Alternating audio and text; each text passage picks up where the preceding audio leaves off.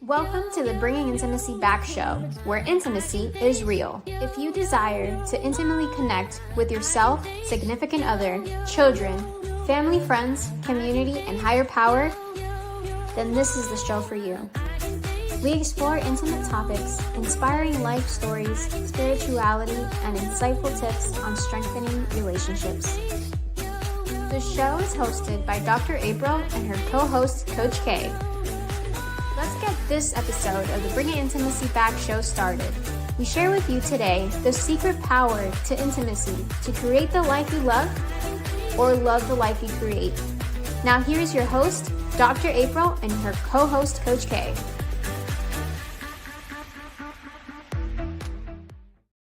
Welcome to the Bringing Intimacy Back show, where intimacy is real.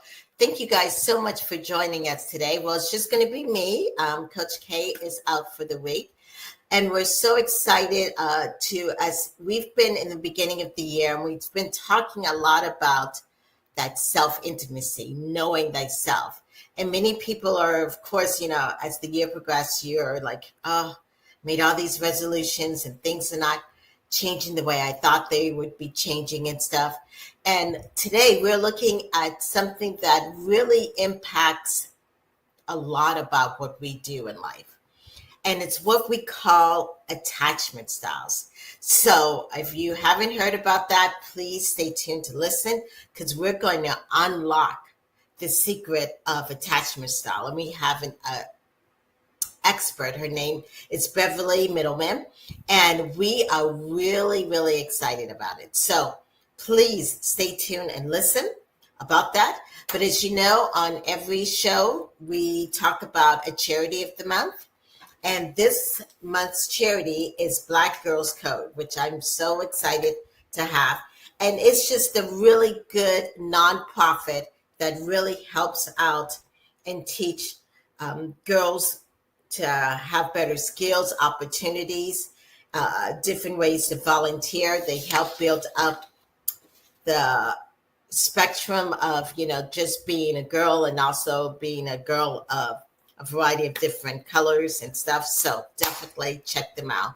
And if you want to donate, it's go to www.donorbox.org/blackgirlscode. Okay, we're going to take a break and we'll be back in a moment.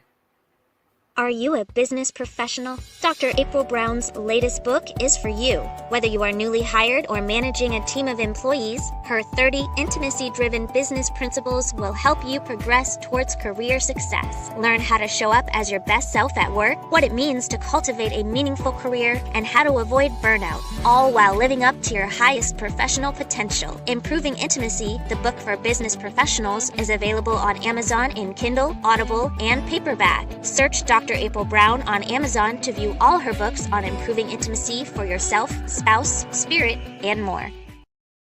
Welcome back to the Bringing Intimacy show, where intimacy is real. Welcome, Bev.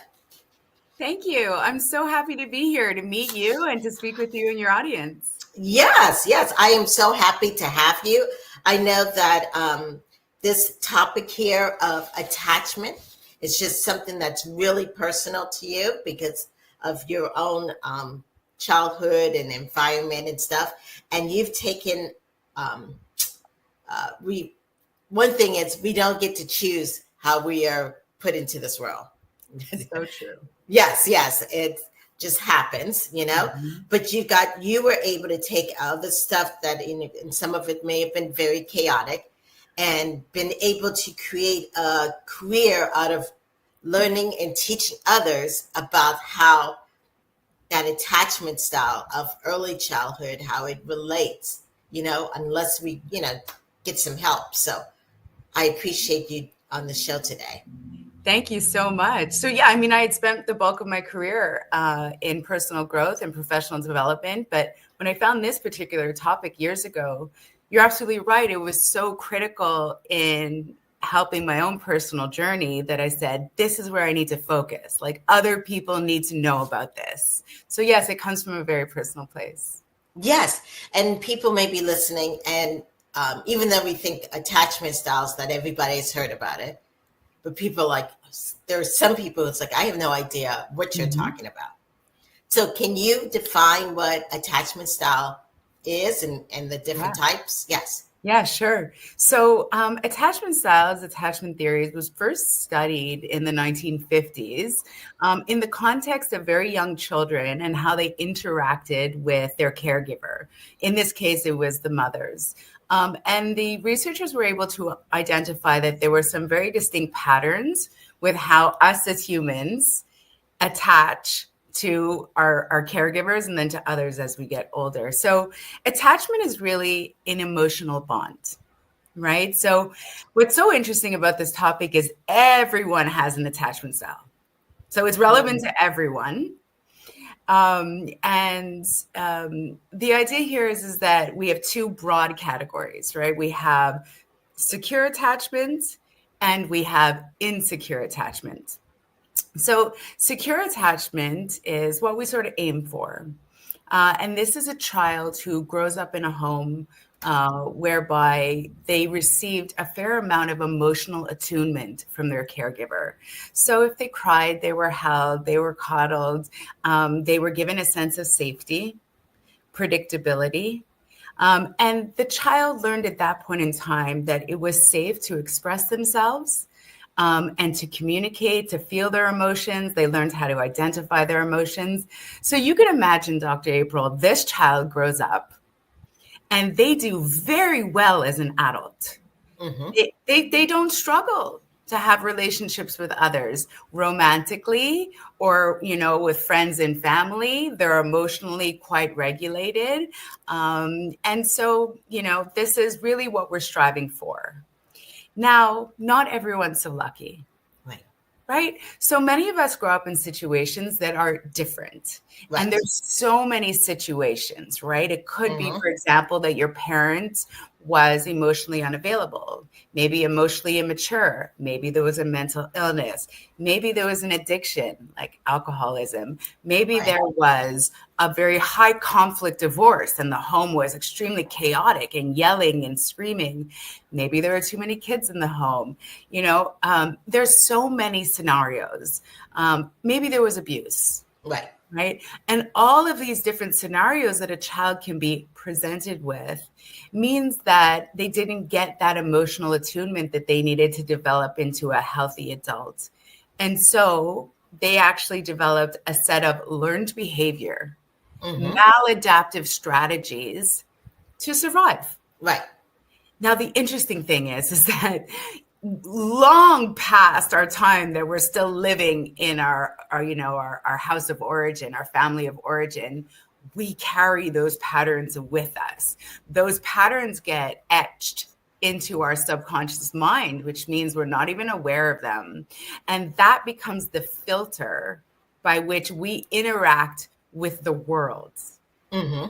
So well into adulthood. Right. It starts in childhood, but it really sort of follows us unless we do the work to bring these patterns to our conscious awareness and rework them, which we can do. Right, definitely. It follows us all the way through, and even the aspect that the body keeps score. Great. All of that. You know what I'm saying? Yes. Yeah. If you were abandoned as a child, you were never, fed properly, the bottle and all that. Yeah. Yes, all of that follows. Right. Yes. And so the idea is that the mind might not remember, but the body does.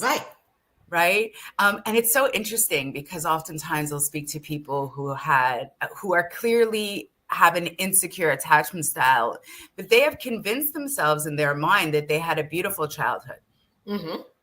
And when you dig a little deeper, you realize that they didn't get the emotional attunement. So some people will say to me, well, I had 3 meals a day and a warm bed. My childhood was perfect.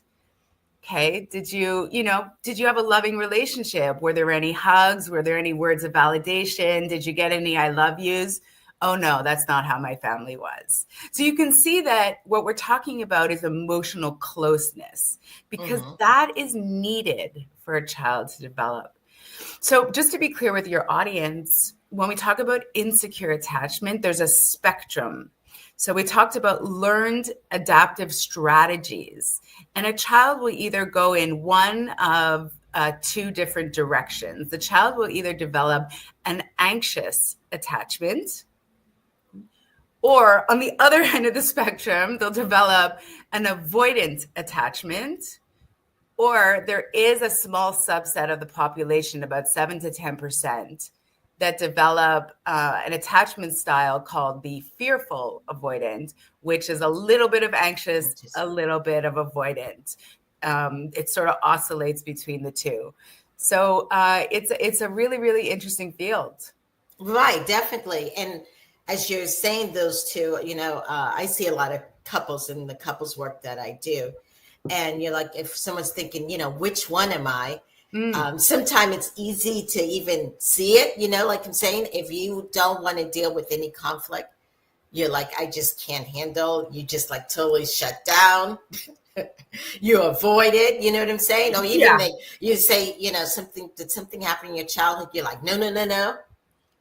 It's more of the avoidance. And then the anxious is that fearful, like sometimes you feel like you're never being heard. So you just got to say it so loud, so much. So that anxious.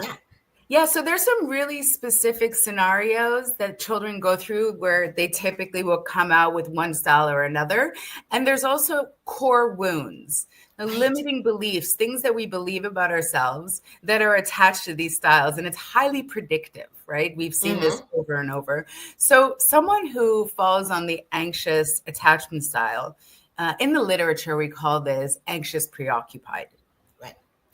So the typical scenario is that that's a child who's dealing with someone, with a caregiver who is emotionally unavailable or very unpredictable. So maybe, again, someone who is addicted to drugs or alcohol, right? And at that point, the child spends a fair bit of time chasing after love, affection, attention, validation, reassurance from the parent. Right. That is either not capable or not willing to give to the child. And so that pattern is very strong. And what happens is that when those children grow up, they tend to be the people that we would term to be people pleasers. So they tend to be less concerned, oftentimes even unaware of their own need. Their focus is on the other person, especially in a romantic relationship. They're always chasing the other person, though they tend to be labeled as clingy, needy. They'll call very often, "Are we okay? You didn't say anything last night," or "I didn't hear from you." Like, they're always worried about their core wound, which is, I will be abandoned. Right. So that's why they're constantly searching for that reassurance and validation from their partner. Now, on the other side, the avoidance, they have a very different core wound. They typically come out of a home where there was emotional neglect, right? So either the parent was very stoic, and, we didn't talk about emotions. We just swept everything under the rug. Or, the child was meant to spend a lot of time alone, right? They did something bad and they were sent to their room to figure it out and deal with their own emotions. And a child simply doesn't have the ability to do this. And so what do? They blame themselves and then they repress everything. So these people grow up having repressed a lot of their emotions. Right? They become overly self-reliant and hyper-independent because they learned they can't rely on anyone else. Like, if I have a problem, I have to deal with it myself. So you can imagine that this individual, when they go into a relationship, their lens is very different. Their lens is, I will deal with my emotions. You will deal with your emotions. and it's not my responsibility. Right. We see this play out. Now, the core wound that we see for the dismissive avoidant is a shame wound. So this is a wound that says, I am defective. There is something wrong with me. So because it's so difficult for them to allow vulnerability in their life, they keep people at arm's length And the thinking is, if I let someone too close to me, Mm-hmm. they will also see that there's something wrong with me. Right. And they will leave me like my mother did, like my father did. They're blaming themselves. Mm-hmm. So it's interesting because they're coming from a similar place. They didn't get the emotional attunement, but their adaptations for survival couldn't be more different. Right. And sometimes they attract one another. Okay, more than sometimes. So, Dr. April, these two, as luck would have it, they do attract each other. But it's so interesting because what we know is what initially attracts the two of each other is also ultimately what generally pulls them apart. Yes. So this is a dynamic that can be extremely volatile because the anxious person is volatile and also the avoidant person is emotionally volatile. Neither one of these individuals is emotionally regulated. Right. And so when you put them together, you know, it could be fireworks in the beginning and then it quickly dissolves into a ball of fire.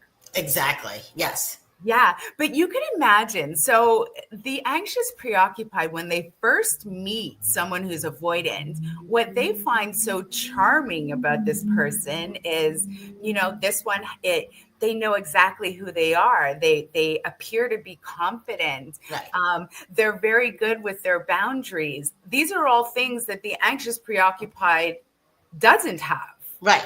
Right. So like the opposites attract thing. Right. Right. Now, the avoidant, when they're in the presence in the initial stages of someone who's anxious, preoccupied, they're enamored with their presence, with their love. Like that person gives them so much attention. Yes. So much attention. That person is like, tell me everything about you. Yes. Whereas the avoidant is used to being, I don't care, leave me alone, go deal. Right. They're used to being neglected. Right. Right. And so there's the initial attraction we understand, but because their coping strategies are so different, especially when it comes to communication and conflict, right. If they don't learn how to work together as a couple, it will pull them apart. Right. Exactly. And and going back to this whole attachment, many times in couples therapy, when you start to address it, people like they don't want to talk about their childhood. And sometimes it's because out of respect for their parents. And I try to remind people that people do the best they can with what they had. You know what I'm saying? And so the same with them. And if you don't work on it, you pass it on from one generation to the next. Yes, that's such a good point. I use that phrasing very often. I say this is not about blaming parents. Right. I believe that parents, for the most part, do the best they can with the information that they have in the moment. Right. Exactly. Right? But you know, I love Maya Angelou's quote, right? Once you know better, you do better. Exactly. And so we know better now. And so now we're talking about it more openly. And the generations to follow will benefit from this. Right. Definitely. Yes. So if you're sitting there listening and you're like, oh my gosh, I feel like I'm, you know, in this insecure attachment. What do I do? Because I just can't help it. It just pops out, you know, or I just shut down. Right. Yeah. So first recognize you're not alone, right? So everyone has an attachment style, as we talked about. This is not something that's diagnosed. It's not a mental illness. It's not a personality disorder. It's a set of learned behavior. Right. So you were just trying to survive in your childhood. You developed learned behavior. Now it could be 30 years later and you're still using the same operating system and you failed to upgrade it. So that's what we do is we try to bring some of these patterns to the conscious mind and pull them apart a little bit. Does it still make sense that you think this is accurate, that this is true, right? The mind is so beautifully apt at creating stories, Right? So some of the core wounds we talked about, the biggest core wound for the anxious preoccupied is I will be abandoned. But there's a series of others, like I am unlikable. I will be excluded. Right. I'm or unlovable, right? I'm not good enough. So, these are the things that we want to tackle. So when I'm working with a client, I don't start the sessions with, tell me about your childhood. Actually, where I start is, tell me about something that maybe happened, like a recent memory, maybe last week, that got you really emotionally charged. And so, people will often tell me a story that seems, not so relevant, but it is. So people will tell me a story, for example, I don't know, I was driving and someone cut me off and I got really upset and I flipped them the bird. The next thing I'm honking and I was so angry. And I'll go, great story. Now let's tear that apart. And underpinning all of that is usually a wound that's already existing in the person. And it's just coming out in certain scenarios as a trigger. So in this case, the person already had a wound of, I am disrespected. And so when a situation comes up that sort of validates that truth that they believe to be true, it triggers them 0 to 60. Right. Yeah. Whereas, for example, I am disrespected is not a wound that I have, for example. I have others. But if someone cuts me off in traffic, I have 0 reaction. Right.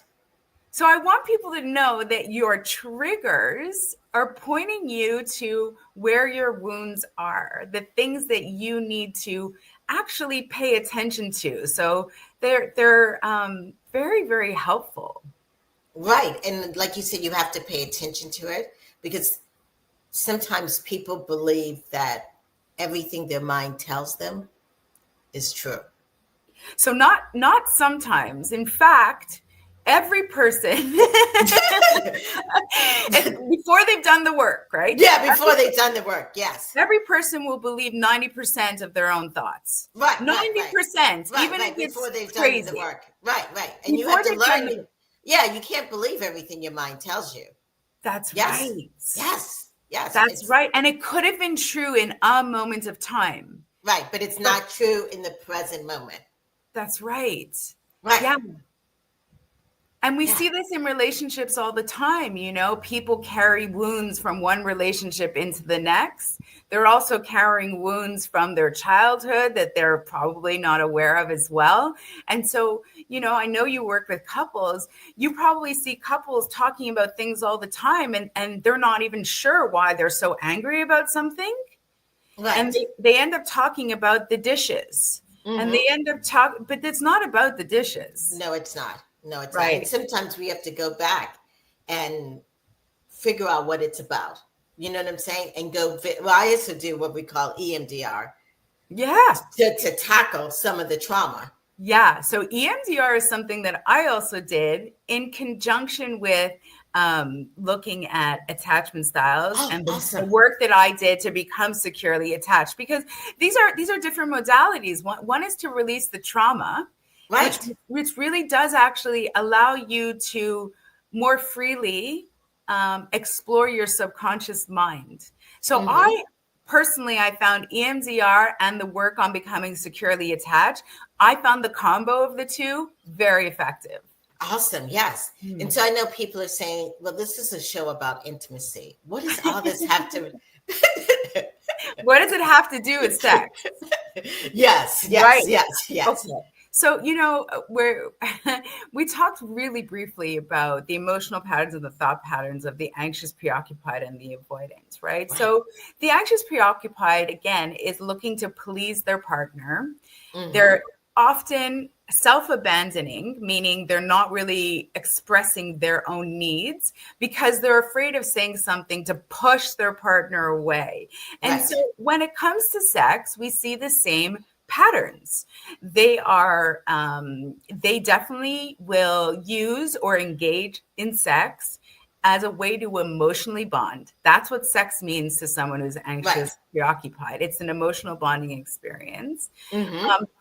but generally they're very focused on their partner. Right? And not on their own pleasure at all, or yeah, and their they own can, body, yeah, or their own body, and they can be extremely permissible and at times engage in risky behavior because, again, if their partner is asking them to do this, they'll do anything for their partner. right. So they don't have a good sense of self-worth or boundaries. Boundaries is not something that someone who's anxious, preoccupied naturally understands. They never learned about it, right? And so if the partner says, hey, you know, I want to do this, they're likely to go, okay, this is what they want. I'll go ahead with it, even if they don't want it. Right. Right? So we see this a lot. And then, of course, that builds resentment. Now, you could also imagine that these folks, because they're so in their head around, you know, does my partner like what I'm doing? Does my body look okay? Am I doing this wrong? Like, they're so in their head. They often will have a very hard time also achieving orgasm. Right. Because we know that in order to fully achieve orgasm, you have to be in your body. You have to be relaxed. Yes. And that starts up here. Right? So if you're busy wondering what my partner thinks about this or that, it's not going to be pleasurable. Right. Yeah. So these are some of the patterns that we see for the anxious, preoccupied. And this is just an extension of what we're seeing in how they, you know, their regular conduct in how they interact with other people, sex just being an extension of that. Now, avoidants are a little different. Avoidants see sex more for the physical act, right? For avoidant people, they really are uncomfortable with vulnerability. Right. So for the most part, the act of sex is not about, ooh, let's emotionally bond. No, it's a physical act. And it's almost like an exchange of dopamine. So I've had a lot of clients kind of explain to me in detail the best sex they've ever had with someone who is extremely avoidant. And this is because dismissive avoidance can be very performative in bed. Like, because for them, again, an exchange of dopamine. I am going to give you the best time of your life.